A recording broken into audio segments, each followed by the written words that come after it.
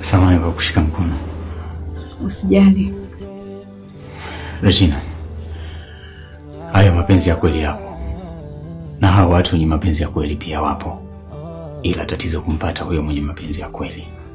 Katika kumi unaweza ukapata wawili ama mmoja tu. Wewe ulishawahi kubahatika kuwa kwenye hayo mahusiano na ukawa na mapenzi ya kweli na mwenzako?